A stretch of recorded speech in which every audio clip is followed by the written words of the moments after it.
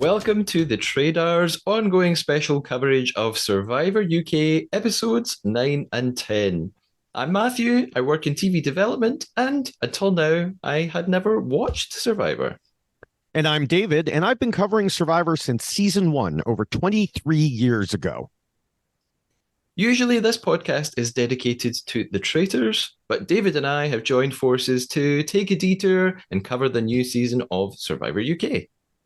Each week, we're going to give you a new twist on covering Survivor by not just recapping the two episodes, but looking at both of them from our two very different points of view. So, whether you are new to Survivor like me or a veteran of watching many seasons, we'll have you covered. Yes, and I think this week in particular, I suspect you'll have a few questions about what's happened here. So I'm here to cover you. Absolutely. Yes, I have lots of, is this a thing? Why is this happening? Do they always do this? Questions throughout. Yes, and I will have answers, and I will also have questions, and there might be a little bit of yelling at the end too. So people will have to wait for that, unless they saw me on Twitter, where they already saw me yelling. So we start with episode 9, day 19. And Nathan is still very happy about having voted out Shy. He doesn't brag about having misspelled his name again, but everything but that. Yeah, he's got like this big grin on his face. He doesn't even care. Yeah. I loved it. Doug tells us there are now 3 at the top and then Lawrence. And he and Pegleg congratulate themselves on a good 5 days, turning things completely around at the tribe. I guess I never should have doubted them. So sorry, Doug and Pegleg, for saying you shouldn't have done this. You went in there undercover and you completely flipped everything. So bravo. Yeah, they've got it. Yeah. Over at Lenena, several of the tribe are grumbling about Lee, particular him hogging the pillow, rubbing people the wrong way in general. Christopher tells us Lee doesn't understand the game, which comes as a complete and total shock to me. Yeah, Chris also has this moment where he says he's really surprised at Lee's reaction about throwing the challenge, yesterday or the day before. And I just thought, really? You're surprised? I mean, I can understand if he said, I'm surprised at how mad he got, or, I didn't expect the extent of his reaction. But Chris is just like, what? Why is he mad at me? I'm like, you were on his team and you didn't tell him that you were trying to ruin the whole challenge. Like, of course he's annoyed at you. Yeah. But that these two definitely don't see eye to eye on pretty much anything.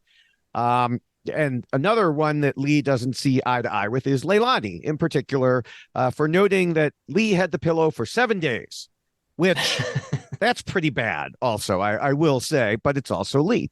And Lee calls her the pillow boss before telling Chris he can have it tonight. But his attitude has been getting to Ashley too, who says they're in an alliance, but he can be difficult to talk to if you don't have the same viewpoint as him, which also comes as a huge surprise to me.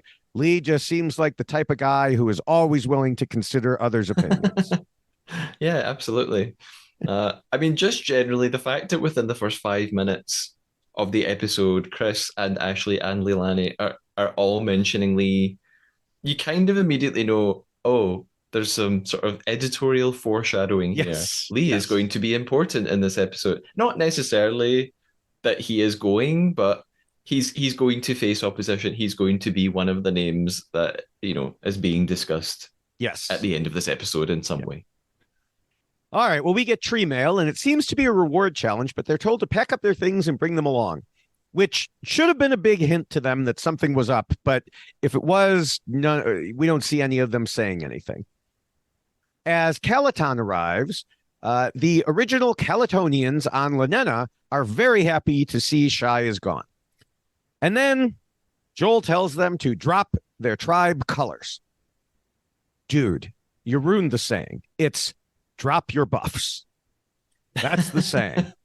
Now, the only thing I can think of, well, there are two things I can think of. One, they haven't explained what buffs are, and therefore they don't want to use the term. The other is maybe the BBC cheaped out and didn't use official buff brand, and but they used some knockoff instead, and so they can't say drop your buffs. Um, Could be. yeah, but I in mean, I any don't know case, what a buff is. To be oh, honest, it's is a buff a thing? I mean, I yes, know what it is now, but before Survivor, I would never have known that's what it was called. oh yes, they make them in other like we saw them at where did I see them? I was in Mexico on a cruise tour. It was an ATV tour. And they were like, you need to wear something to cover your nose and mouth.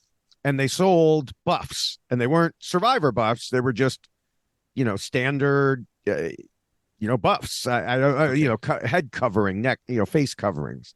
And so it is a brand, but the brand has become more or less synonymous with survivor. Okay.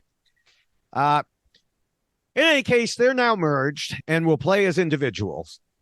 Joel asks how things will change, and Hannah says they'll all be playing for themselves, but which, of course, they should have been doing all along. And some, in fact, were if they knew what they were doing.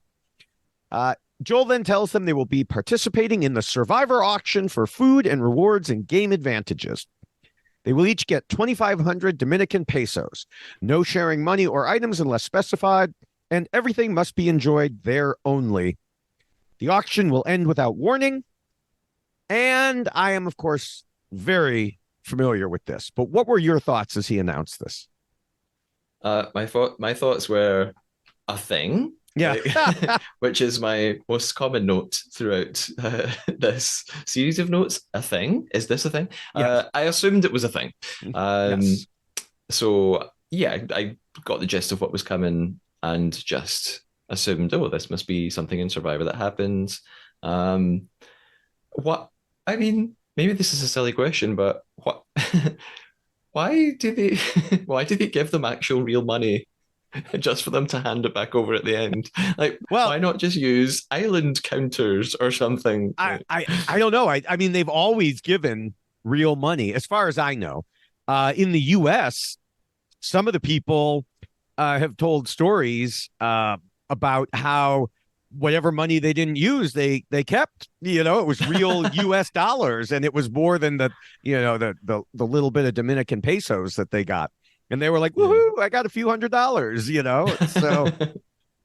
So um, but yeah, a little background for people who haven't kept up on the U.S. Survivor auction situation. These used to be a staple for a long time until a few players basically broke the auction by figuring out how to get things for everyone and also holding their money for game advantages. And so, like, people wouldn't bid on food because they're just waiting for the advantage. Uh, Okay. so, U.S.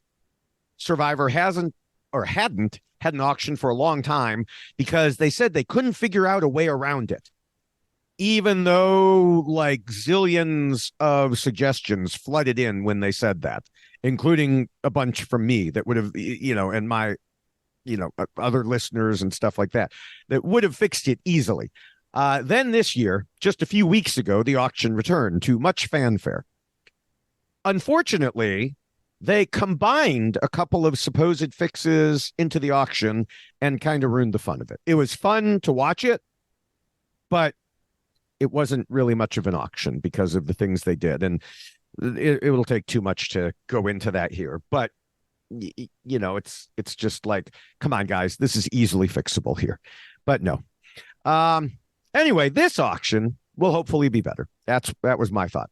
And it starts with a bacon buddy. And I have no idea what a buddy is. It's essentially a sandwich. Oh, okay. Then why do they call it a buddy? It's just it's a British term. Yeah, it's a Okay. British term. It's usually a if I say a roll, do you know what I mean by a roll? Yes. ROLL. Yes. Okay. Well, I know what Um, I mean by a roll. I'm not 100% sure I know what you mean by a roll, but yes. like a bun, like a burger, like a Okay. bun, a Yeah. burger. Usually, I thought a bacon butty or a chip butty is on a bun, but here it just looked like a sandwich. It just Okay. looked like a BLT sandwich or Okay. something. Yeah, that's all it is. All right. Well, Lawrence outbids Lee for 500. The next item is a toothbrush, toothpaste, and floss, and Lee outbids Nathan for 400. Yeah, Now, can I just ask a frankly, question here? sure, go ahead. Well, two questions. Okay. One question about the bacon butty, something Yes. that I've been meaning to ask since the start of the season. Has there ever been a vegan on this show? Oh, yes. There have Okay, been there have been vegans, there have been vegetarians, there have been people okay. who kept kosher. There's Okay. one well-known early season. This guy ends up going to win it. He is an observant Jewish person, and he keeps kosher. And there's something like there's something where another contestant, a friend of his, is joking. He's Jewish. He can't eat it. He's like dancing around, Oh my God. So I'm asking because I'm vegan, so all these challenges, I'm like, I couldn't bet on that. What would I do? I can't have well, that, so I don't know. you could eat the bread. I Um, could eat the bread. My so second question's about toothpaste. okay, before you get to When did? that, so some Okay. people give up their vegetarianism and veganism while on the show. Some don't, Oh my God. but some do. Like there was the woman who was just voted out of U.S. Survivor this past week. She was, I don't know if she was a full on vegetarian, but she was close enough. And she won a chicken reward. And she showed up and she ate the chicken. Oh my And she was God. like, I haven't had a chicken in like 16 years. But because she was so starving, she was willing to put it Wow. aside. And a lot of other vegetarians have done something similar. Now, the thing is, sometimes their systems don't handle it very well. Yeah. Uh, Yeah. but so yeah, you Okay. would have to make that decision, when you go out there. Okay. Okay. Uh, the when the toothpaste appeared as an item, I thought, wait a minute. You're telling me they don't have toothpaste? Like, No, I just assumed they had like basic toiletries. So I was like, no. they don't have tooth. I mean, I guess they're not eating sugar, so maybe their teeth aren't rotting away in their heads. But I thought, and then I thought, what else don't they have? Is this why you said in an earlier episode they all stink? Do they just not have deodorant and stuff? Oh yeah, no, they don't have anything. They don't have Okay. toilet paper, they don't have deodorant, they don't have soap, they don't have toothbrushes, they don't have They don't have combs. toilet paper. Nope. Okay, I didn't Leaves. realize. Leaves Okay. and aqua dumping. That's what they have. I didn't. Okay, I didn't appreciate until episode 9 how how Yes. real this all is. Okay, Yes. no toothpaste, no deodorant, no toilet paper. Got it. Yes. So now with that said, I mean, you'll see, well, on the US, you'll sometimes see them like get a stick and be using it to kind of Mm, rub away at their teeth okay. and things like that. But like Lee was saying, he had stuff stuck in his teeth, so that's going to be harder to do something about. I still think it's a terrible thing to bid on because food is a lot more important than cleaning your teeth. Now, if it Yeah, was you got to take it back with you and use it repeatedly over the course of the next 2 weeks, maybe. But this is you got to sit there and use it now, and that's it. yeah. So then Lee is given a bonus set for someone else, and he gives it to Nathan since he had been bidding against Nathan. Uh, Not very exciting. The next item is afternoon tea with scones and cakes and stuff. Could you have eaten this, or do you think it was made with like butter? Yeah, it's probably made with butter and eggs and milk. Yeah, Yeah, basically all of it. I thought, not for me. yeah. My goodness. Sadly. So there's a bit of a bidding war, but Leilani outbids Christopher for it. I still think these folks are being very conservative with their bids. That was a lot of food, and I feel like it should have gone for more than 700 pesos. Yeah, even me not having seen this Mhm. before, so not really having a gauge of how much is on the way, because Jules tells Right. them it could end at any moment. I just, as soon as any food came out, I just thought, bed high, just go for it. You don't know when this is going to end. Get rid of that money. Well, especially this. I mean, there was a whole set of trays of food there. Yeah. Now, maybe they were waiting for protein instead of carbs or in addition to carbs, but like you said, you don't know what you're going to get. Um, Next up is beer and chips. Sorry, crisps. See, this is what I mean when I say that. When you said, I know what a roll is?" I mean, I know what chips are, but they're not what you say chips are. So, Yeah. uh, anyway, Doug and Pegleg bid against each other. Pegleg gets it for 700, but Joel gives him a bonus beer, and he, of course, gives it to Doug. Next up is shampoo and conditioner. And Doug and Christopher bid against each other. And I was a little surprised at the people who were bidding against each other on this, I have to admit. Me Uh, too. but I don't mean to be stereotypical, but right. I thought maybe one or two of the women might go for it. Nope, they're holding out for food. They're like, let you guys do this. Yeah, they're Uh, smart. They're too yeah. smart, actually. Uh, we also see there's a little paper scroll in the towel, which Christopher wins the shampoo and manages to pocket the scroll before pouring water on his head and I'll say washing his hair, but it's really, I mean, he gets shampoo and conditioner and like a jug of water. I mean, it's not really washing his head. It's his hair. Again, without the hidden scroll, I would have said it was a waste of money. But he accidentally got a deal on that. Next up is spicy chicken and fries. Sorry, chips. Yes. Now this one gets the big money flying as Hannah outbids several others for 2,100.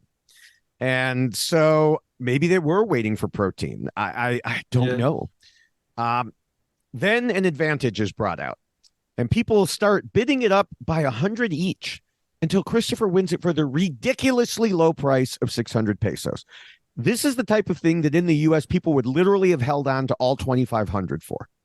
Yeah, I thought the exact same. I was surprised at how reserved they were. Because before, when I didn't think they were battling that much over the food, then I thought, oh, they're waiting because, and again, I just Mm-hmm. sort of guessed this as a new viewer. I thought, oh, something that's not food is coming. Joel's going to Right. pull out an idol. So I thought, oh, they're all waiting for this. So then when he does say, oh, there's an advantage here, I thought they would go crazy. And they were just so conservative with it. The only thing I can think of, because even Doug didn't jump in. Now, Doug not jumping in, maybe he thought it would draw too much attention to himself, and he's trying to play an under the radar game, which we Yeah. heard several players say later in this episode and next episode. Or it's possible, or maybe even likely, that since the auction was over right after this, that we didn't see other food items that were brought out, that it was just a matter that, they don't show everything for every single item. And I think they probably had a lot more, and other people just might not have had money left.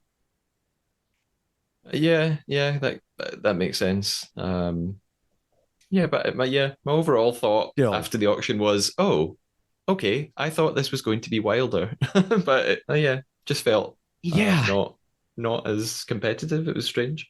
Well, and the other thing is, one thing that was missing from this auction were any covered items. And they tend to be like in every other auction.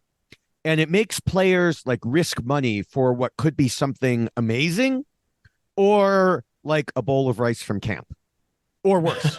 Like this season on US Survivor, someone won 2 gigantic fish eyes, which were really gross.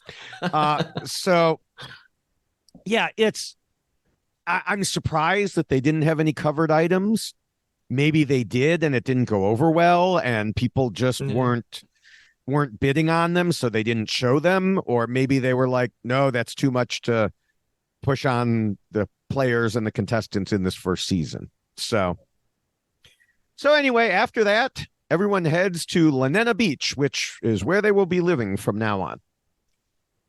Once they get to camp, the original Calatonians and the original Lanena kind of break up into their groups and compare notes amongst themselves to figure out what's changed. Lee, of course, wants the lads to get together and run things. But I guess Christopher isn't included because Pegleg says since they left, it seems like he and Ashley think they're running the show. And does this really all go back to that stupid pillow? I don't know. Uh, or Those more are important. likely, yeah, or more likely to the whole throwing thing when they were the ones who had made a decision. And yeah. Absolutely. Now, speaking of those two, Christopher tells Ashley about what turns out to be his secret clue for an idol, which was the advantage he bought.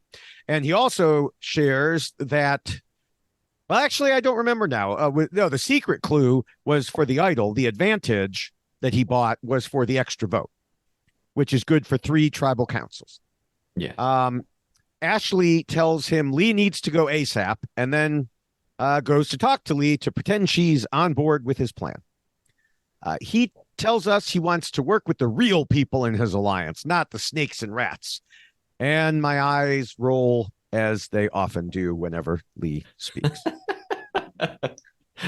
Or whenever anyone gets annoyed that Yes, maybe there will be a betrayal at some point. they might play the game because there's Yeah. fake people here. Yes.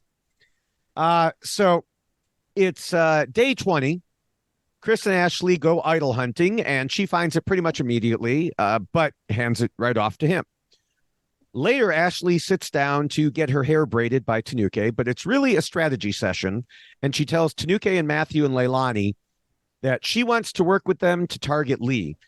Tanuke is down with it and even notes that it makes no sense for Lee to go after her when there are stronger men, and it's just because she's a woman.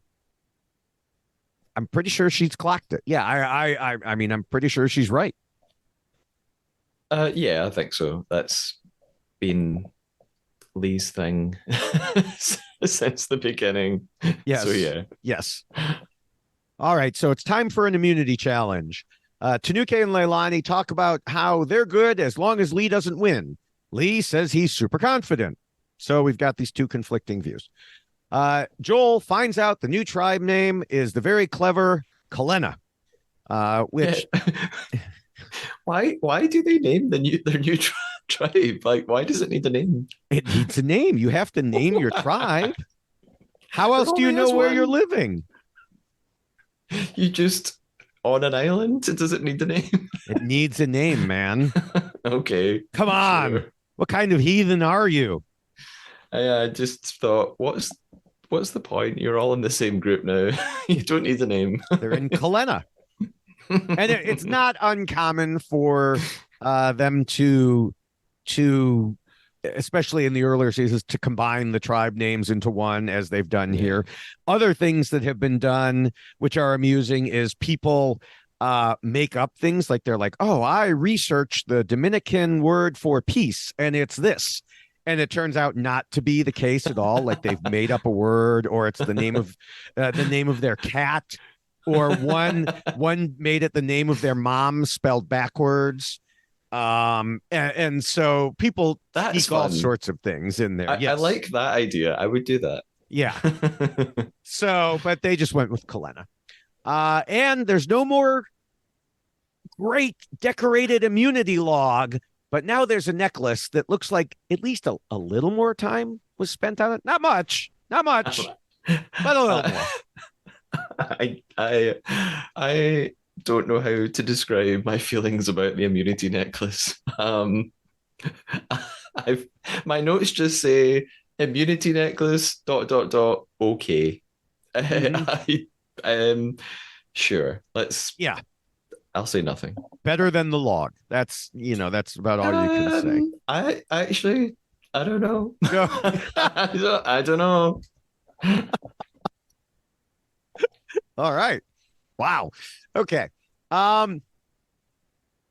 Anyway, to get that immunity necklace, the challenge is to stand on one leg, using the other one to hold up a board with a vase balanced on the end of it. Or was it a vase? I can't remember. Oh, it's I would say a vase. Ah, okay. Okay. And also I thought, who would have been good at this task? Jess. Yeah.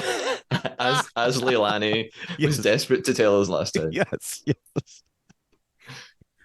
Yeah, you know who's bad at this? Not surprisingly, Nathan, who is the first one out.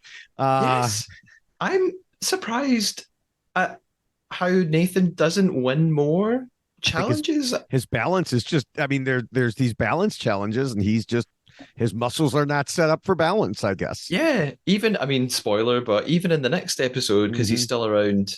Yeah, I I definitely noticed. Oh, yeah, you assume he's this big built up guy. He's a Yeah. personal trainer. He's gonna rock most of these challenges. And he hasn't really at all. Yes. It's Yeah. yeah, it's surprising. Uh, Next out is Pegleg, then Hannah. Then, as they're talking, I think about you because they had to actually provide captions so we could see what Lee was saying.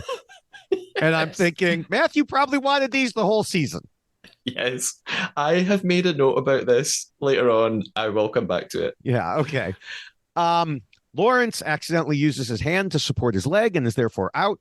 Matthew is out after 25 minutes, and then Ashley. Finally, Lee is out, causing smiles and reactions from Leilani, Christopher, and Tanuke. Those three and Doug are the only ones who remain, so they chat, and he asks if they'll give him this one, and they all agree, which really has to look really suspicious if you're Lee. How can he not know he's the target when as soon as he's out, they're all like, okay, we can end it now, except That that he's hadn't Lee and clueless.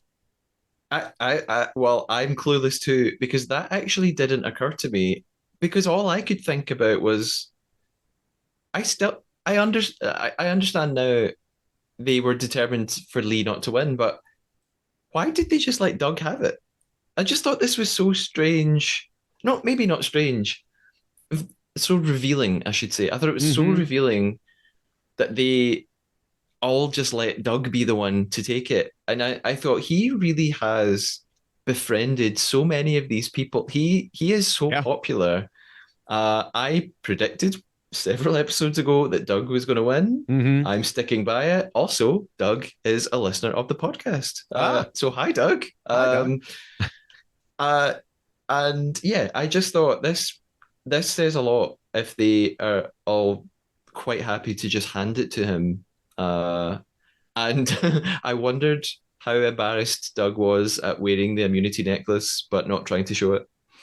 Uh, I'm really not a fan of that necklace. I mean, he got three other people to throw it in order to wear that thing. So, it's Yeah, he's got worthwhile. to act. Yeah, he's got to Yeah. act like he's Yeah. really happy about it. So they get back to camp, and it's time for the mad scramble after the challenge. There's a lot going on here. Some of the most interesting discussions are Christopher telling Doug that Lee has gotten a lot of people to dislike him. Lee says people are looking him in the eye and telling him he's good. Okay, Lee, that settles it then. I mean, no one could ever possibly look you in the eye and say you're good if they didn't mean it. Yeah. Several others talk about voting out Lee, but they include Hannah, who relays the information to him about Chris and Ashley targeting him.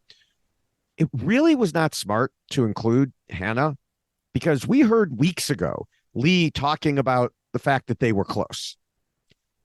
Apparently, the others missed that. I don't know. There's a lot of people missing a lot of different things going on here. Yeah. I I I found this episode or this part of this episode quite different to any of the discussions we've seen so far. It made me think of something that you said in the most recent episode of The Trader when you were looking at The Traders Canada. Mm-hmm. You said in that episode that you compared Survivor and The Traitors, and you said that in The Traitors, the banishment room can change everything. People really can have no idea what they're going to do before they walk in, or have one idea and completely change it. Because in that room, it's all about discussion, and they're there for a really long time. Whereas you suggested that in Survivor, your mind's pretty much made up, Right. and especially in this UK version, they don't really discuss much at Tribal Council. Like it's all a bit false and vague, and Yes. you get the impression that everybody's mind is made up, and the tribal council it really is just a formality in a way. So this whole discussion gave me that impression that oh this is the decision being made now, Right. I know that maybe sounds really obvious, but it just stood out to me that I thought, oh, I just sort of pictured myself in the game, and I thought, yeah, you that these are the moments. It's these moments on the beach. You need to figure out who you're listening to, Hmm. who you're saying what to, and when you all head off in a line towards council, your mind's made up at that point. The decision is made, and you have to stick to it. Yeah, yeah. And that's the difference between this and the traders, because the traders, they really don't have time for this sort of mad scramble. They have a Yeah, certain very limited amount of time where they're allowed to be together. And, so they don't have these people running around and doing all this. And you may not get to talk to everyone. So there's a lot more time on Survivor to do that, set things up, and then go to tribal council. I say there's a lot more time. Usually in US Survivor, sometimes that time has gotten very short, but usually there's time. So yeah, you get to tribal council and it's all laid out. Now, production and the host in particular of US Survivor likes to talk about live tribal councils, like everything is changing. But I would say 90% of the time that it looks like it's live and it's promoted like it's still not. People are just mm, pretending, like you said. So, and I think this week, when we get there, there's some information that's given that even that information doesn't change the way people are voting because they're locked in. They don't start thinking about it until after tribal council. They're like, well, we're going to stick with our plan, and then we'll start thinking about what that all meant, which yeah, is a smart way to do it because otherwise you have situations like we've seen on the traders before where people just start shooting their votes off in random directions and then it doesn't help anyone. yeah, Well, it helps someone. It helps the person who ends up getting saved, but you know what I mean. yeah. um, so getting back to the scramble here, uh, let's see here. So now Lee is pushing Ashley as the target, which I was surprised he wasn't anyway, but okay. After all that, they go to tribal council. And Lee leads off immediately by calling out Ashley and Christopher as Airhead Barbie and Collie Chris. Although he later calls him a poodle. So he really needs to, figure out which it is. Is he a collie or is he a poodle? Well, this is the moment for the first time in the season, I had to turn on subtitles. I speak the same language as these people. I don't live that far away from Ireland. I had to put on the subtitles because I was like, is he calling him Collie Chris? Or then I thought it was like the subtitles say that it's curly Chris, like curly Ah! hair. So I thought, it's even his the hair, it's even the curly Chris. subtitles couldn't get it. That's pretty funny. So I don't, yeah, but then he says the poodle thing. So I'm like, is it the dog a collie? Is it curly poodles have I couldn't, I still don't know. Yeah, it's I mean, collie. it was It's kind I of mean, I re-listened to it also. And yeah, it's collie Chris, which I think is verified by him talking about it basically as a lap dog. yeah. I mean, it's quite a cute insult to call someone collie Chris. Like it could be worse. Yeah, I mean that's what Chris was saying. He was like, "Okay, I'll take that," as opposed to Airhead Barbie. Yeah, it's I terrible. mean, whoa, I mean, and the dumbest part of that insult is it actually is contrary to what he was saying, because the people who don't like Ashley are saying she's a danger to win the game because she's too smart. So it's the opposite of being Airhead Barbie. So Lee couldn't even insult people correctly. No. Yes, and his sexism has Yes. resurfaced with a vengeance. Yes, Holy. which shocks everybody. Um, he says they made promises and they're now flipping. And, all I could think of was, well, calling them names in public is certainly the way to show you're a mature, solid game player and get everyone to your side immediately. Go team, you know? Yeah. And Um, I guess, and I'm now going to oppose what I said 5 minutes ago. mhm. But this then made me think if anyone was ever going to change their mind on the spot at tribal council, it could be because of something like this. Like, I think Right. Yeah. a To be few of like, them really were looking at him like, did you just say that? Like, you can't call people that. yeah. So, Um, but not in the way he wanted. I mean, he wanted people to change their minds against those two, and instead it might have reinforced like, oh, maybe we really should vote this idiot out. Yeah. But anyway, he prides himself on being a man of his word, not on being a nice guy, clearly. But newsflash to Lee, this is a game, as Ashley points out. But Lee says he had a relationship with them in real life, not just the game. And again, Lee has no idea how any of this works because, Lee, you have been in the game for 3 weeks. There has been no real life here. You have been in the game. Everything has been in the game. Period. Yeah. End of story. Yeah, it's the same. I think the same thing happens in all sorts of reality TV competition shows that I get that you make friends. Like that's you're a human being, but that it's a game show. It's maybe Right. they're not calling it a game show, but it's a game show, and it just feels naive to forget that you came here to win money. So yeah, make friends. That's fine. That's nice. It's great if you leave and you stay in touch with people, but don't be shocked or surprised that people are doing what they could do to win £100,000. Yeah, it's like being on Jeopardy and you're ahead, but you say, you know what? I'm going to let Joe over here answer the next 5 questions to catch up because it's not really fair that I got ahead of him. And he's a really nice guy. Yeah, we spoke backstage and we got on well. So do you know what? Yeah. Like, yeah, that's not going to happen. Or go, I mean, it's not game show, but I frequently compare it to poker. Okay, for many years, I played poker routinely against my friends. And every time we tried to win money from each other.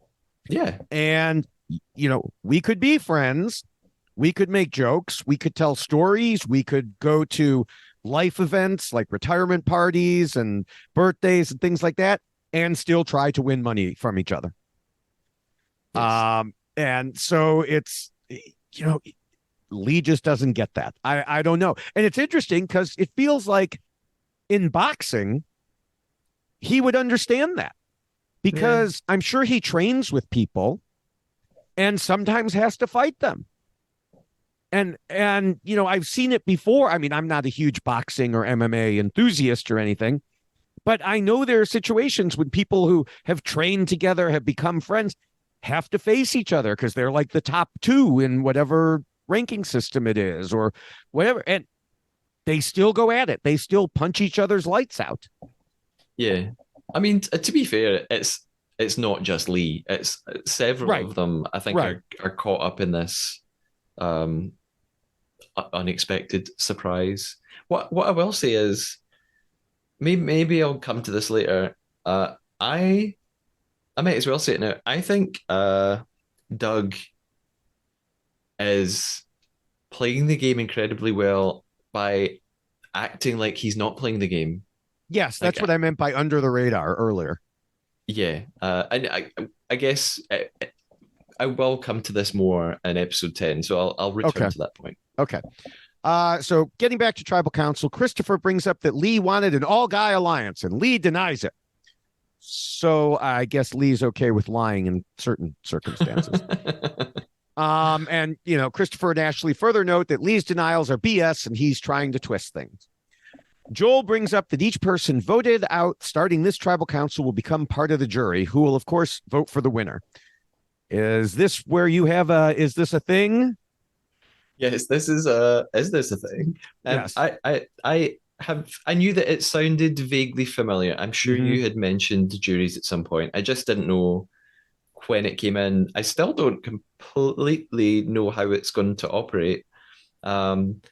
But it's funny because earlier in this episode, I was starting to have that thought again. How do you win this game? Is it a final? Is it a challenge, a physical challenge between 2 people, and it's just who wins the challenge?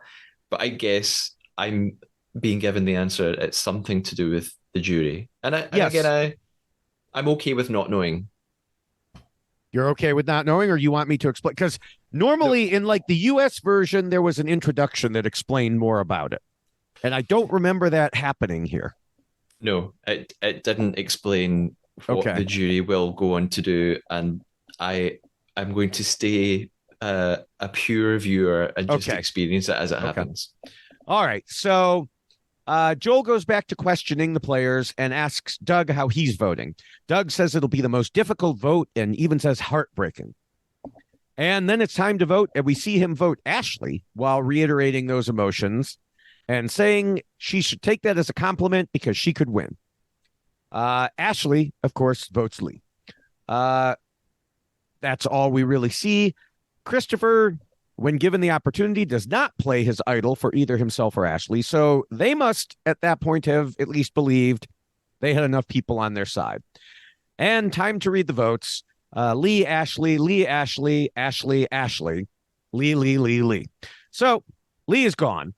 And he actually takes it better than I expected for now. Yeah. We'll get to that later. Um, and my initial thought is, again, before we get to the end of next episode, is Matthew will be so happy he doesn't have to decipher what he's saying anymore. Yeah, that's true. And I also noticed that when the votes were coming in with his name on them, Mm-hmm. I think it's the first time I've seen him smile. Yeah. Like, yeah, he did seem to just sort of accept, oh, great, this is not Yeah. going my way. And I thought, oh, he's actually looks like he's happy and just having fun. This is really unexpected. Yeah. I mean, some people do that. They've come to accept it, that he knows, okay, this is the end of it. And it's possible he knew ahead of time that that was going to happen, that he had gotten enough word that, nope, it's going against you. So he was just trying to throw everything at it to change votes at the last minute. And as we discussed, that usually doesn't happen. I have to say, I'm surprised Doug stuck with Lee's side. I thought he had a better read overall and would flip. But if what I just said was true and they knew that Lee was going, he might have just wanted to show kind of allegiance to Lee and the other people so he could use that later. And this is where it becomes a little difficult to not explain what the jury is for, because suffice it to say, you do want to kiss up to the jury somewhat. Yeah, I mean, I'm assuming the jury are going to decide who the final winner is. Yes. So Yeah. I get the impression you have to be really careful. Yes. And I mean, maybe Doug is thinking like 10 steps ahead Mm-hmm. and knows that Lee's going, so doesn't feel like he needs to add another vote to that. Right. Right. Maybe. So, all right. Well, with that, do you have any other thoughts or questions about this episode before we move on? I have a couple of thoughts. One is maybe I'm completely off here, but I was surprised Ashley didn't use the immunity idol here. Uh, I thought that she would have suspected she was at risk of going and would have just asked Chris for it. And I really thought she was going to use it. So I'm surprised she didn't. Yeah, I mean, and that goes back to what I was trying to get at was they must have been pretty confident in where the votes were. I mean, Yeah, it looks to me like they knew where the votes were, Lee knew where the votes were, Doug knew where the votes were, and Lee was just lashing out to try to change things at the last minute. I think everyone was pretty confident going into this one. yeah. I guess it's just me being. And we talked about this a few episodes back, where you said, if you think there's the slightest chance, Right. just use it. So I just wondered if, even if she was somewhat worried, there was a chance she would just ask Chris if she could have it.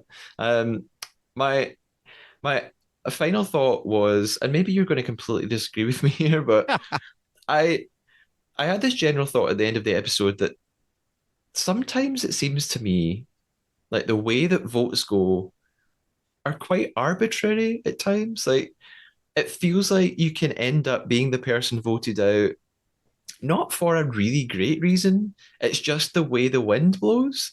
Like I think back to, and this happens in Mm-hmm. the traitors as well. Like Leilani was voted out of her tribe a couple of days back, 3, 4, 5 days back. Now, like no one is voting for her. And Nathan and Doug have had votes before. now attention has totally shifted away from them. It's just this sort of realization I had that it's not the same people who are picked on week after week. It really shifts and ebbs and flows, and sometimes there's probably not a great deep reason for voting someone out. It is just about numbers and who's on everyone's minds one particular day. So you can end up going home for not very much, probably. Sometimes, especially early in the game, you can, get voted out for not very much, definitely. And reasons change. Like one reason Leilani was voted out was because she was weak in challenges. Well, now they want to keep people who are weak in challenges. They don't Yeah. want a Lee who is stronger in challenges because it's all individual. And so, that's one reason things can change. Also, the tribal makeup has changed. Now you have a whole new mix of things. And excuse me, just being with Lee longer, he has rubbed more people the wrong way. He has said more things. He has, annoyed the women even more. And so those things ebb and flow also. And that's what, in my for this show, in my shorter videos on TikTok, Instagram, YouTube, that I talk about, why a mini why blank lost. I'll go over some of those reasons. In my longer podcasts elsewhere, we can spend an hour and a half talking about why each player lost, going through, all the different details and the reasons. And so, sometimes, yes, sometimes the reasons are simply the flow of the numbers. I mean, in US Survivor, someone was voted out. I mean, they were sort of a threat. They mentioned someone's name, but it was more they were outside the main alliance and they had to go. And, and that sometimes just happens. So, yeah, things definitely change. Yeah, yeah. Okay. Um, Now, we do have some questions from people on Twitter. We're going to save those all to the end. Did you have any more, or are we going to move on to episode 10 here? I think we are ready to move on to episode 10. Okay.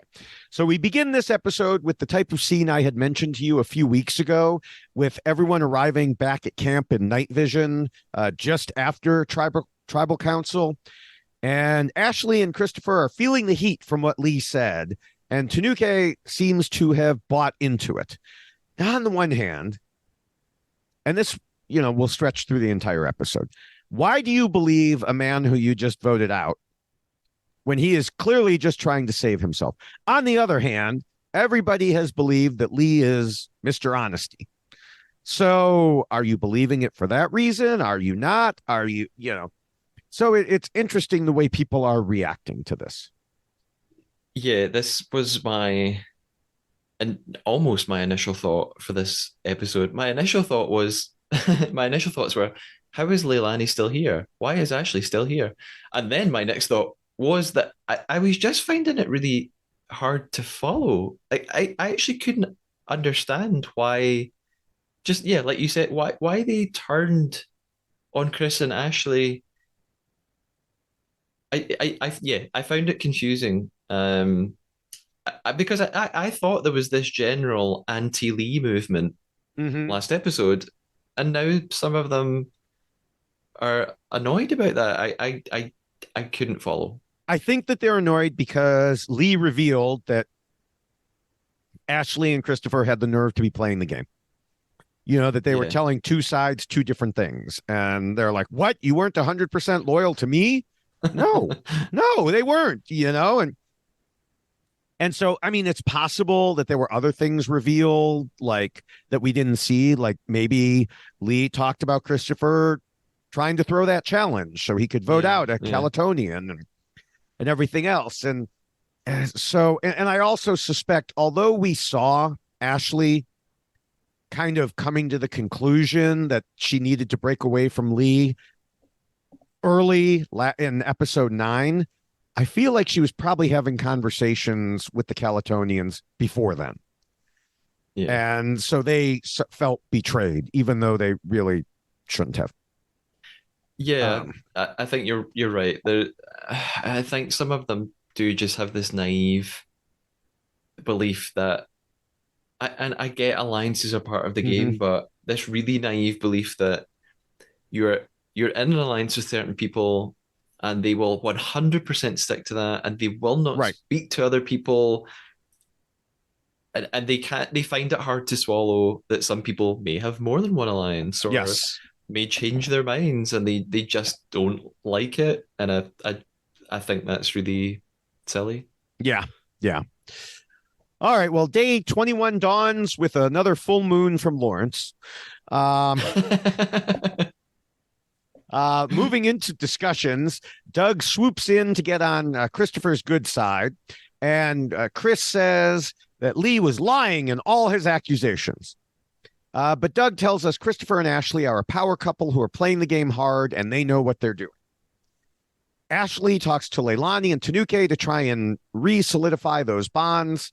Tanuke bluntly says she doesn't feel like she can trust Ashley as much as before, which again goes to like just the naivete. Like, why are you being so honest with her? Why are you flat out telling her this? But okay. Um, Yeah, I thought that too. Even if you feel that way, yeah, you, you have to be guarded with what you right. say to people. Don't tell somebody you don't trust them. Yeah. Through the conversation, Ashley claims she was just telling Lee and others what they wanted to hear so she could work with the women.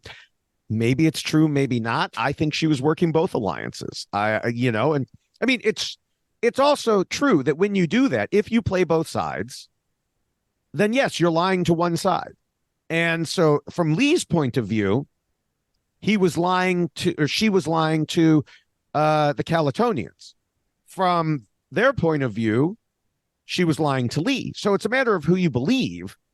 And, clearly they believed Lee more, which Yeah. I mean, I feel like that was the truth for the beginning part of it. And then she kind of moved more towards the Calatonians.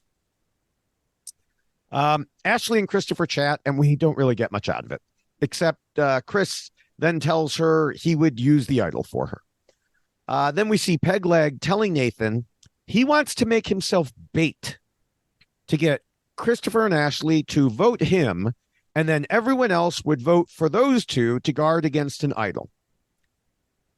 I cannot tell you how terrible an idea this is. Never, ever, ever make yourself bait on Survivor. Because what happens to the bait when you throw it in the water and go fishing? The bait gets eaten. Yes. And so it's just such a horrible idea. At this point, I was like, oh my gosh, Pegleg is going. Yeah, I found it really straight. And unless all I could think was he thinks this is a move to make everyone really admire and respect him, Mm-hmm. and they'll be so thankful if they pull this off that he'll be the hero.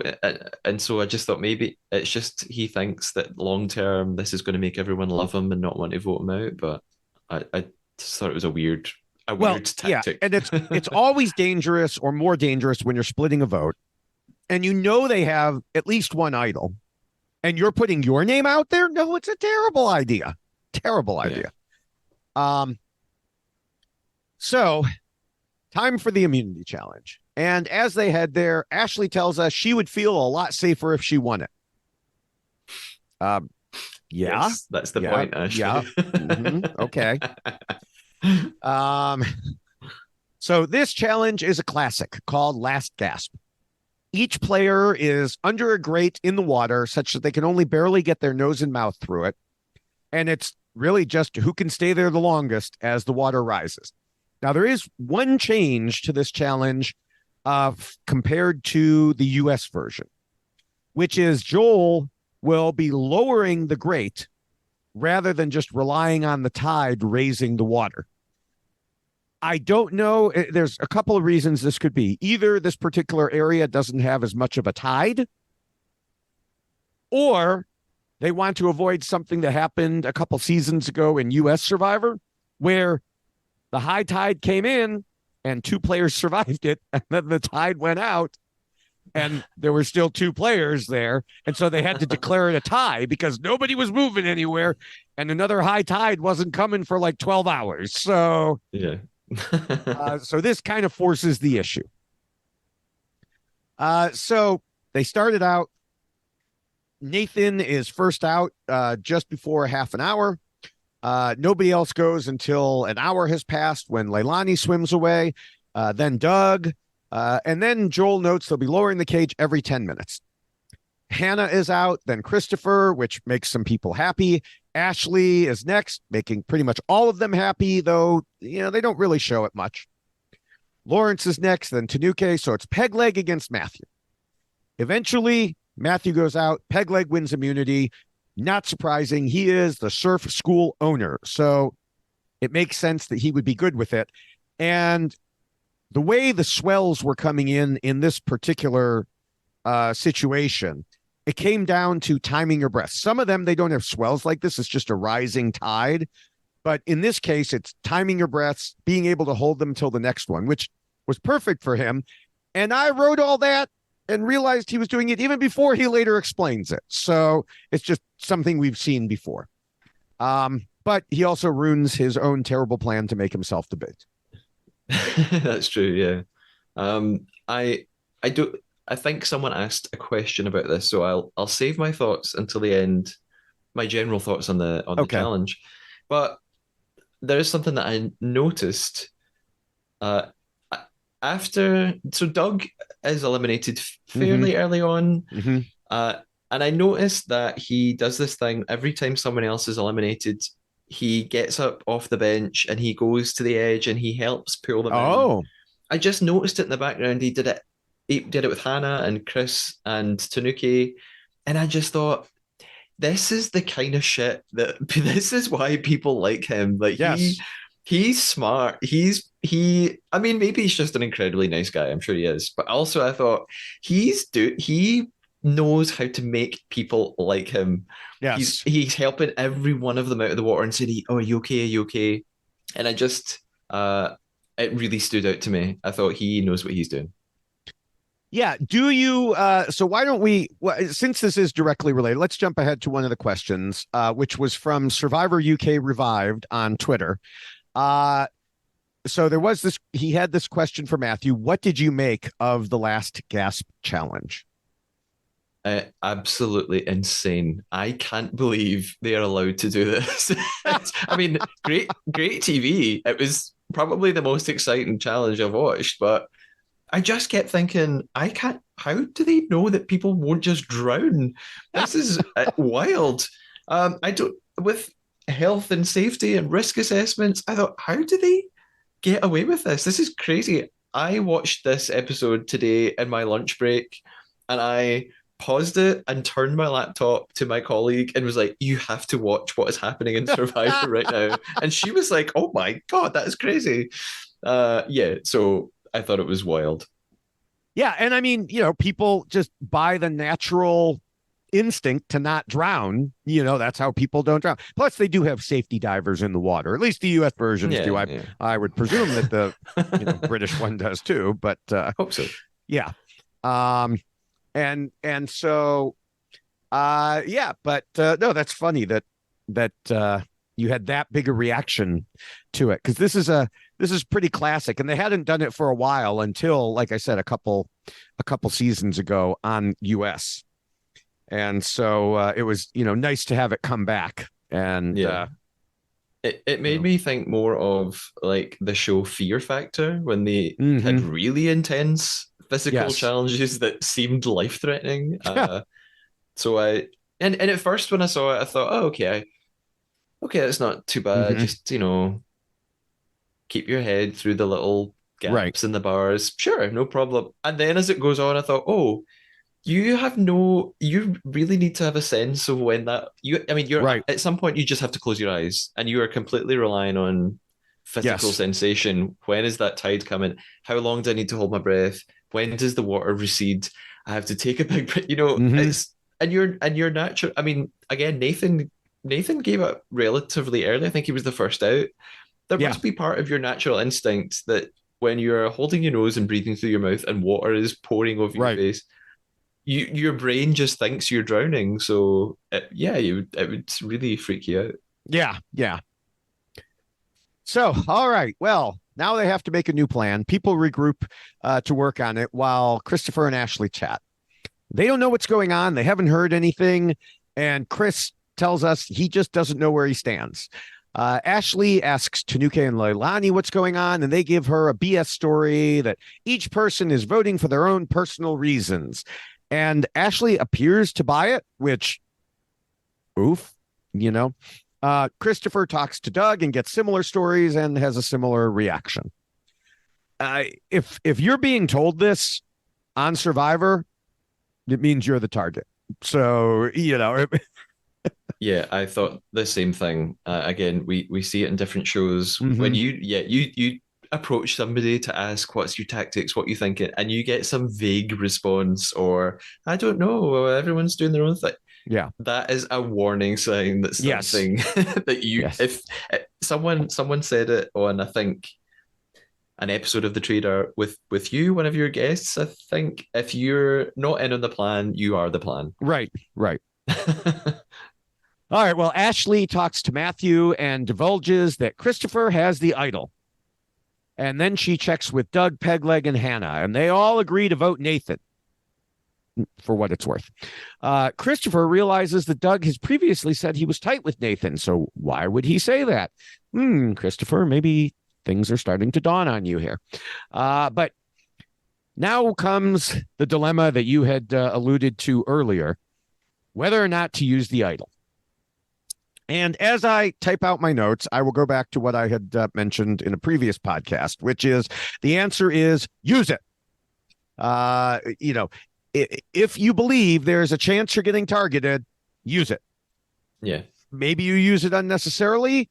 Oh, well. If you don't and you're the target, you're out of the game, and that's the end. Yeah. So if you're going to make a mistake, err on the side of staying in the game, always. The group goes to tribal council, and Lee the juror is brought in to watch, all shaved up, and I had forgotten what he looked like cleaned up, Yeah. Like 12-year-old Lee shows up. Like, Yeah. who is this child? Yes. Yes. And yeah, I wasn't sure again if you realized this was how it was going to go for that also. No, yeah, it slipped my mind. So yeah, when Lee appears, I thought, oh, okay, oh, right, yeah, he's not gone. Mhm. And he's gonna watch what's happening. Oh, Yes. okay. So Yes. I hadn't realized that they would be there at every tribal council from now on. I thought they would just appear at the finale. Okay. So this is how they get whatever information they get, other than, of course, questioning people as they come in, is they get to watch the tribal councils. That's all they get to watch. So they But don't see the votes. They don't see who's voting for who. no, no. No. Okay. They can maybe figure it out, but and then they'll probably hear about it later. But no, they don't. All they see is what's publicly in front of them. Which Um, is, in my opinion, not very much. Not much. Yes.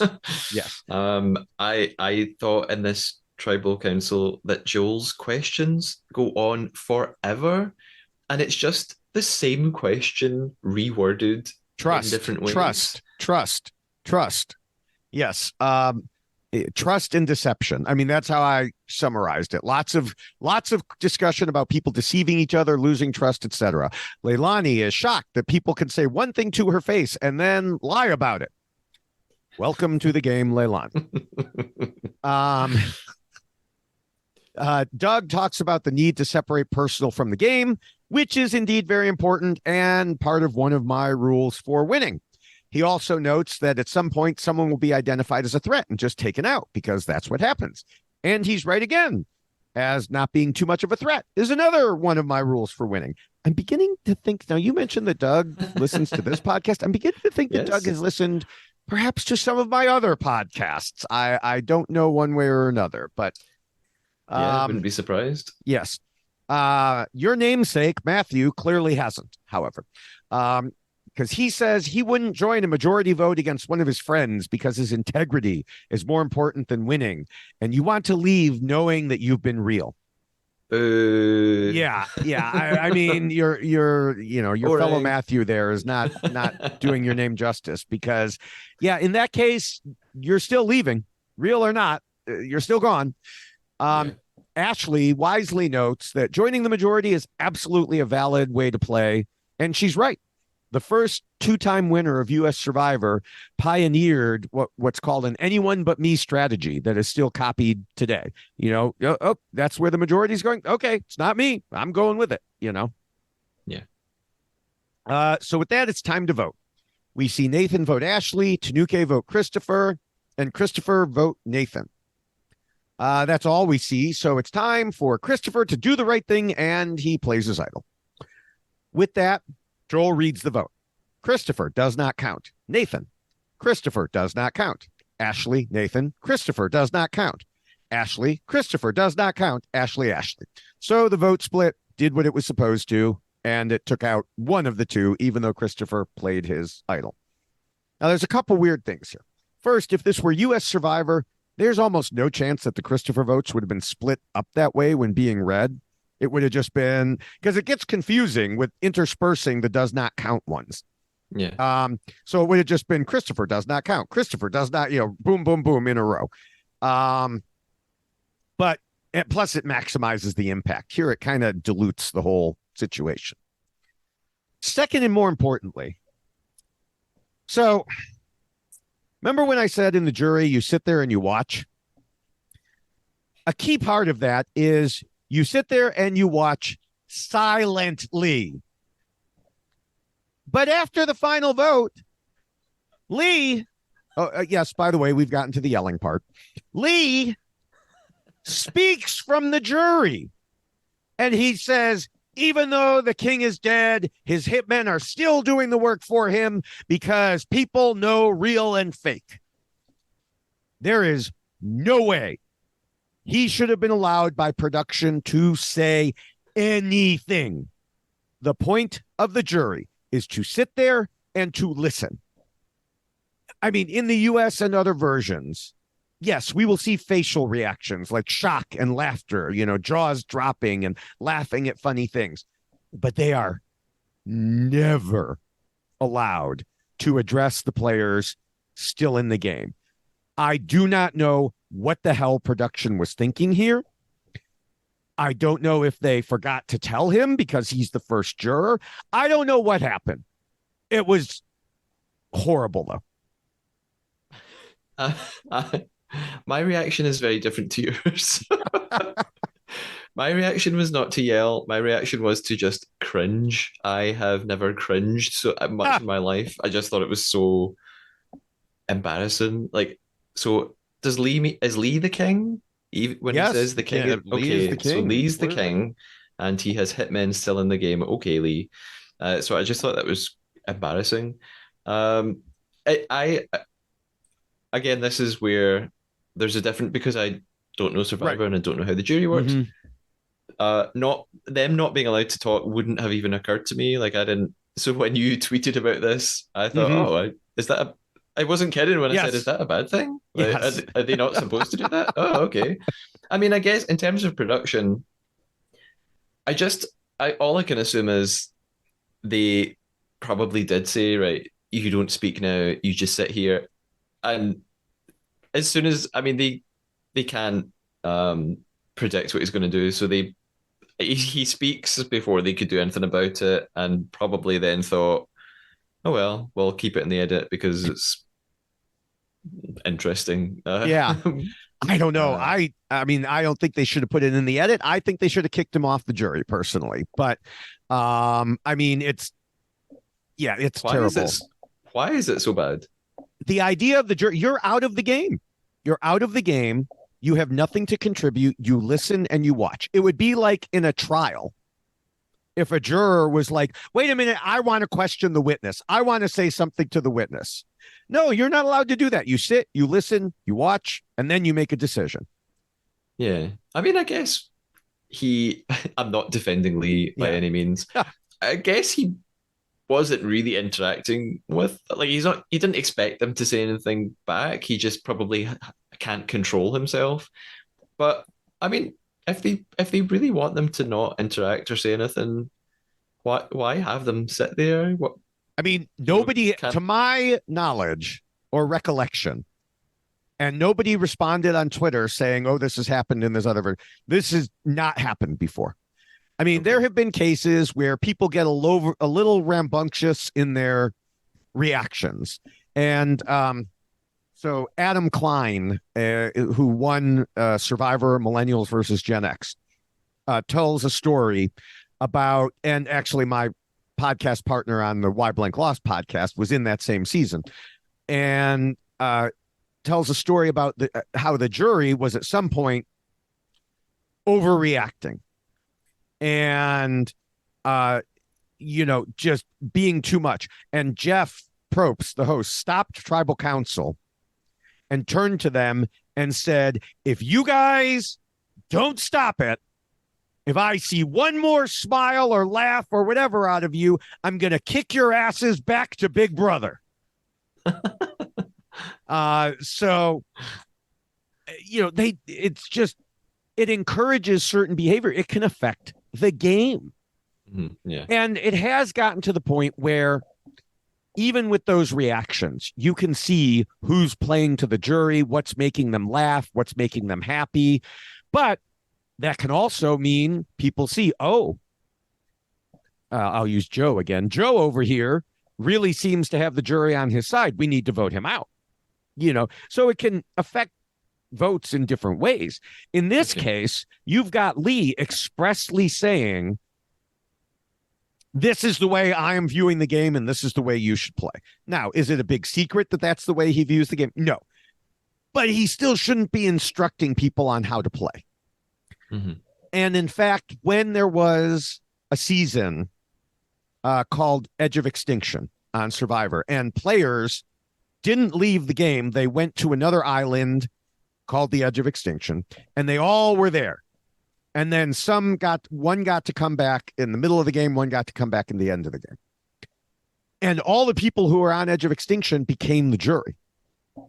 Well, what that meant was the player who came back spent weeks with the jury. So, of course, they were on his side. And it ended up, even though he only played the game for a very few days, relatively speaking, they voted for him to win for a number of reasons. And it was, I may have done 2 or 3 very angry podcasts about that. But yeah, it's just, the whole point is the jury sits there and you want to smile, you want to laugh, you want to frown, fine. You don't get to lecture the players. Okay. Lee's just an Irish rascal. Yeah. He can't be tamed. Sorry. Yeah. Irish king. He's a king. Irish king, rascal king. Yeah.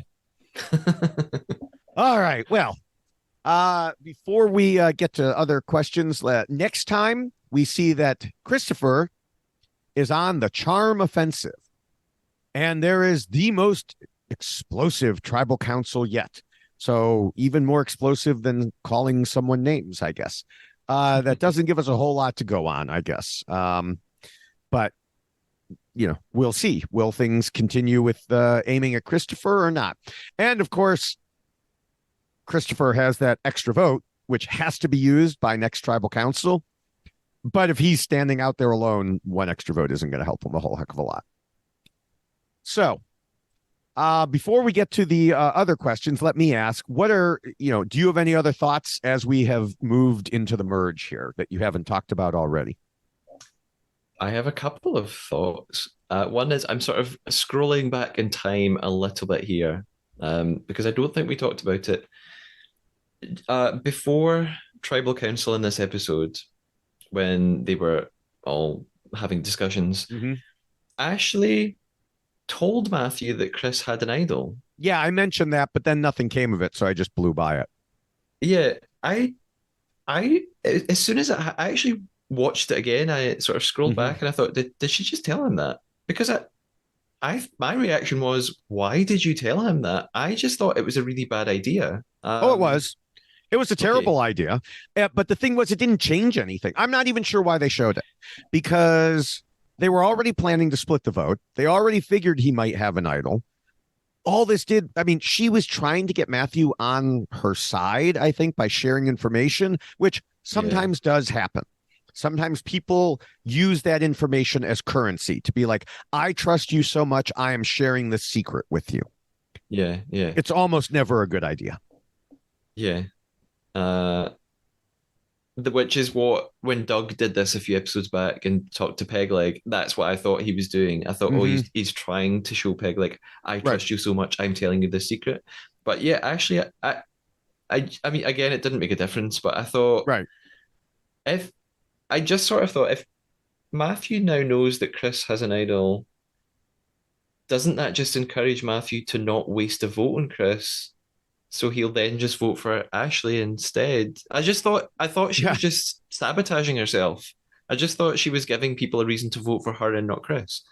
Um, even though right, they can share right. the idols, but um, and my last thought, I know I keep going on about Doug, right? But I'm very pro Doug. Not just because he listens, but a little bit because he listens. The Um, underdog, the underdog. the underdog. I just had a final observation again at Tribal Council, which is that I think he does a good job of pretending to look like the voting process bothers him. Like he's Mm-hmm. quite good at pretending he's perturbed by it and that he finds it really tough. And maybe, again, maybe he is, but Mm-hmm. I don't think so. I think he's playing the game completely, but he wants to appear like a really amiable, lovable guy, and he's having a hard time. So yeah, I think he's good at giving the impression that it's tough, rather than giving the impression, which I think some of them are giving the impression that they're being quite ruthless about voting, Yeah, and I know you have to be. They are being ruthless about voting, but don't show it. I think you have to right. show that you care and you're all you really love each other.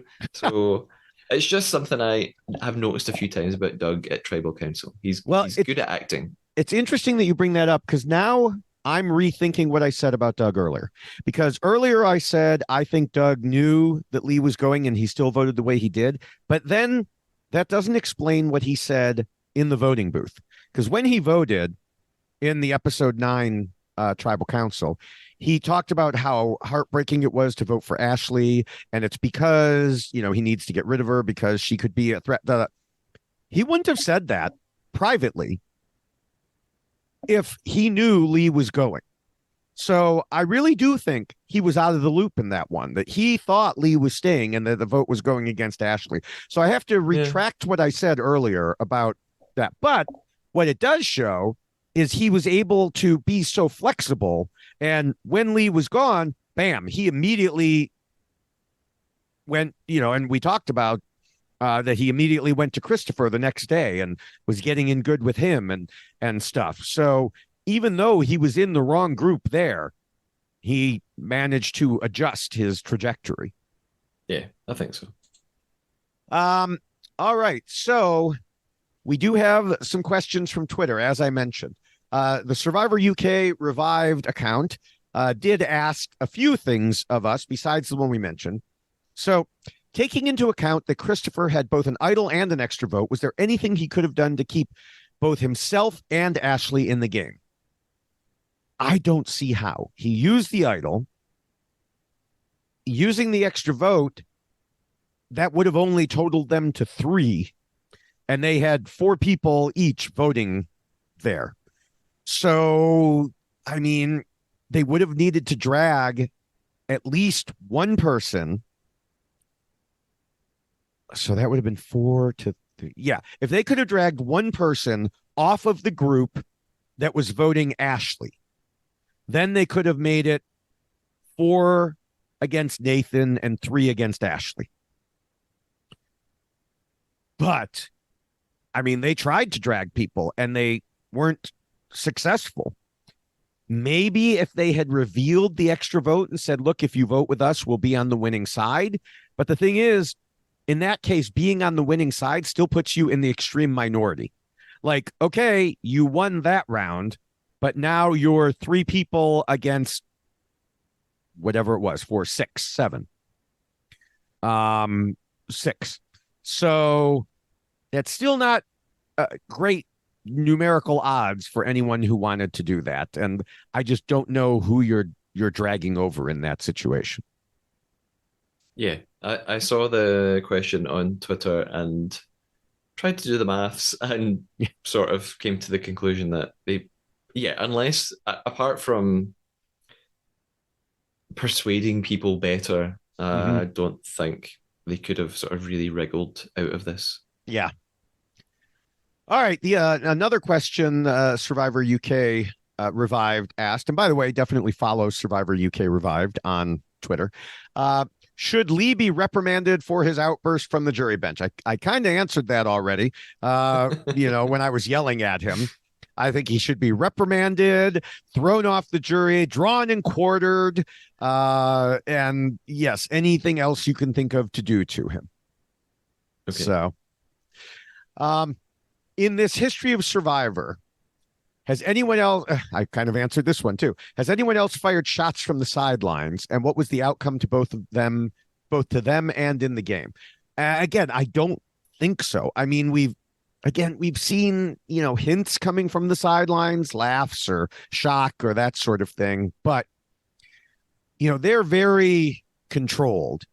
Even in situations like a season or two ago, where people were saying things like, well, I gave my idol to this person and they left the game with it. And immediately heads would turn to the jury to see. And at least what we saw were shots of the jurors sitting there absolutely stone faced. Like they knew they could not even show any hint as to what was going on. Whereas I feel like if you did that with Lee, he'd be like, yes, that's absolutely true. So I can't think of any that I am aware of. We have seen parting words that could change the game, like sometimes when people are voted out, even though they're supposed to leave the tribal council area immediately, sometimes they say things that could change the game. Like they get up and they'll be like, well, I guess I'll take this idol with me. Or, hey, he stole this idol from me and now he has one. And so those things can change the game. Should those be allowed? Probably not. They have just been voted out. It's too late, but you can't put the genie back in the bottle with that, and at least their torch hasn't been snuffed. They're not officially on the jury yet. Still, I think there's a difference between the two. One is in the heat of the moment in the game. One is, no, you're not even in the game anymore. So just watch and listen. Now that the Survivor UK Revived account also said the auction was pretty fun, but I felt it was missing something, like a full English fry-up. So I have a question for you. What is a full English fry-up? Oh, a full English fry up is you have it at breakfast. It's like usually has bacon, baked beans, sausages, fried egg or scrambled egg, usually a fried tomato, hash browns. Yeah, it's just a big hearty breakfast. Okay. Okay, that's what was served at the bed and breakfast that I stayed at when I was in London. So yes, Okay. that's that makes sense. I just didn't know it was. I think I heard a full English breakfast. I didn't Yeah, know the yeah. fry up part. It's yeah, same thing. Okay. And then also, what would you want to see up for grabs? So was there anything you were thinking you'd like to see in the auction? As a viewer or as a imagine you're in the game. Both.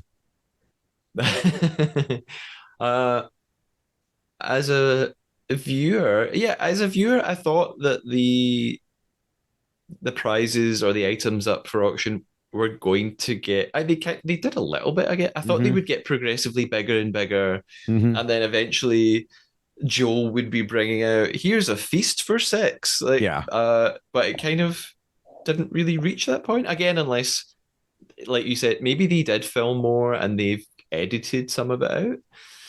Yeah, I wouldn't expect it to get bigger because that gives it away too much. I'd I like guess, to see yeah. kind of go up and down so they don't know Yeah, yeah, sure. what's That makes sense. happening. Yeah. As a contestant, I oh, there was a bit where Lawrence just took some sugar and just Yes. started pour. That would be me. I would pour that whole thing of sugar in my mouth. I have a sweet tooth. Anything, ice cream, chocolate, Well, not real ice cream. cakes, Not real ice not real cream. ice cream. Anything or anything that was dairy and meat free, I would have bet all my money on. But anything sweet, Okay. I just would have succumbed. And that answers the next question, which is what item would you have gone all in on? Oh, But the now I sugar. did, yes, I did remember, by the way, there was a vegetarian on this season of US Survivor. And there was one situation where they had to make a choice, three players between sandwiches and an advantage, a shared advantage. And two of the sandwiches had meat in them, and one was a vegetarian sandwich. So they made it specifically for her, um, which I thought was nice. But in the meantime, they're like catching fish, and she can't eat those fish, or they won fish as a reward. And so they saved like a couple of limes for her from the fish, that Yay. yeah, exactly. Exactly. I mean, yeah. Limes. Uh so um Funtime Doxy 721 asked, where was the hidden item glass of water? And that goes back to what I was saying earlier about the the covered thing. And I used as an example a bowl of rice from camp. But yes, sometimes there will be a glass of camp water as well, Okay. or something like that. Yeah. So I don't know why they didn't do that. If they just did it and it didn't go over well, or they didn't want to confuse people too much on this. I'm not really sure. And then Bubble 42 asked, why are they all just thinking of the current vote? There's a multi-part question. And because they're not, many of them aren't very smart. And I think some of them are thinking beyond the current vote. They see the power. A duo always has more power than an individual. And Christopher and Ashley have been, moving between the groups, and until they were busted, they were showing a fair amount of power. So I do think it makes some amount of sense to get rid of Ashley at this point. Although Bubble 42 says Ashley should have stayed, and I don't know. I mean, I'll discuss it a little more in my mini why Ashley lost, but I mean, I think we've talked a lot more about why Ashley was seen as a threat, and especially again to this group where they don't take well to lying, and it's very difficult. If you're a player, it's very difficult to deal with people who aren't players. Yeah. And I mean, maybe this is very naive of me now. Maybe it's my turn to be the gullible one, but I don't know how much it matters at this stage of the game. But I mean, out of Chris and Ashley, isn't Chris? Well, I guess I now know the answer to my own question. What I was going to say was Chris is probably better at the challenges, but now I've just realized that yeah, that doesn't matter anymore because you're not in tribes. So you Right. want weak people. So Right. yeah, I guess maybe Ashley But would I have mean, been Chris, better to keep. they didn't care who went. The group didn't care who went. It was just, Yeah, Chris just one played of his them. idol. So, Yeah, that's so true. which Ashley handed to him. She could have kept it. Yeah. But I mean, it would have been tricky for her to keep it after, when they were playing as a duo, essentially at that point.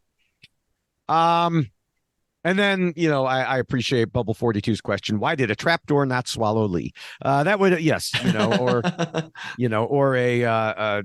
little ejector seat, James Bond ejector seat from the jury. Just boing, shoot him out into the ocean.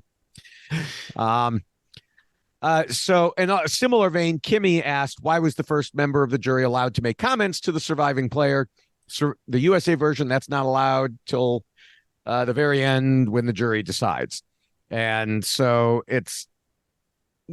I've already yelled about that. So unfortunately, Yeah. don't have much more to say. A lot of their questions were similar to, my own questions. Why were they alive? I don't know. And I wish I did. Yeah. And But I hope again, we I'm don't sure see it he again. wasn't. I'm sure he wasn't technically allowed, but once someone shouts something Hmm. out, what do you do about it? So I assume that they did tell him not to speak, but he did it Yeah. anyway, and then they're kind of stuck with it. Yeah. I would just, as production, I would not have shown it. I Okay. would not have shown it because if there is another season, it encourages people to do it. Yeah, yeah, I guess. And it also shows they don't really have control over their own players. Yeah, So, yeah, sure. so all right. I did look at the BBC interview, post game, pre game, interviews, for Lee and Ashley. Nothing caught my eye in Ashley's. Like, I couldn't tell from it. Like, had she seen Survivor before? It feels to me like she had, or else she just caught on very quickly.